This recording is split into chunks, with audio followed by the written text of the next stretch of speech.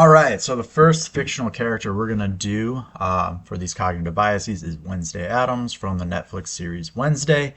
I will warn you that there will be some spoilers.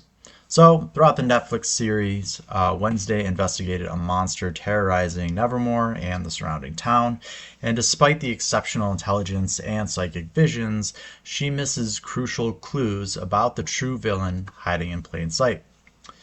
The primary bias that Wednesday observes is confirmation bias, which is our tendency to seek out information that confirms what we already believe while ignoring evidence that contradicts it.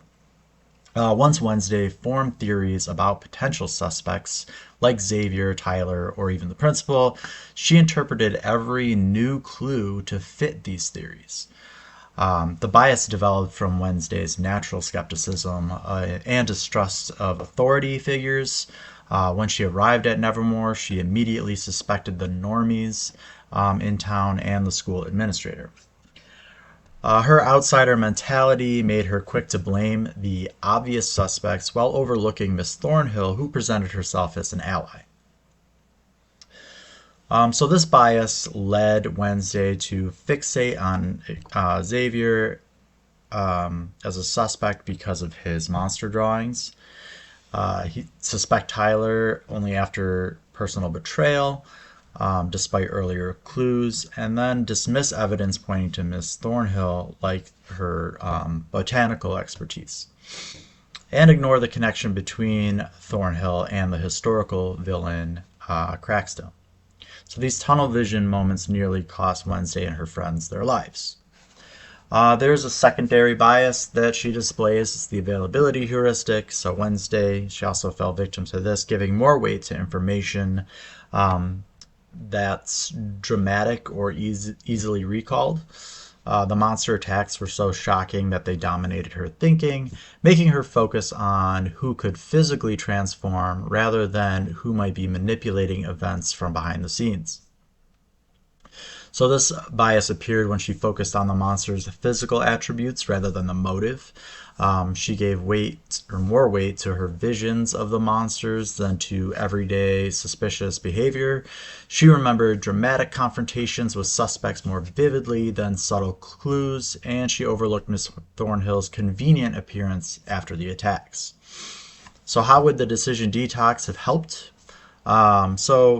My book would have offered a powerful solution for confirmation bias, which would have forced her to seek out opposing views before making a decision. So if Wednesday had applied this principle, she would have questioned her initial suspicions more rigorously, created a list of evidence that contradicted her theories about each suspect, considered why the seemingly helpful Miss Thornhill might have ulterior motives, and asked herself, what if I'm wrong about who I trust? And then for the availability heuristic, the book recommends basing decisions on actual statistics and probabilities and not just what's easiest to recall. Wednesday could have given equal weight to subtle clues and dramatic events, created a timeline of all events, not just the attacks, analyzed the patterns of who had access and opportunity for each incident, and questioned why Miss Thornhill was always conveniently nearby to help. So we all have a little bit of Wednesday in us, right? We're quick to judge, slow to reconsider, whether it's suspecting a coworker of sabotage or assuming a friend is lying. Confirmation bias and the availability heuristic can lead us astray. So like Wednesday, we focus on what confirms our suspicions and remember the dramatic moments over the subtle ones. So the decision detox teaches us to break these patterns by actively seeking contradictory evidence and evaluating all information equally. Wednesday eventually did solve the mystery, but imagine how much sooner she could have done so if she had had these tools at her disposal. Even psychics need a decision detox sometimes, so don't let your biases write the ending to your story.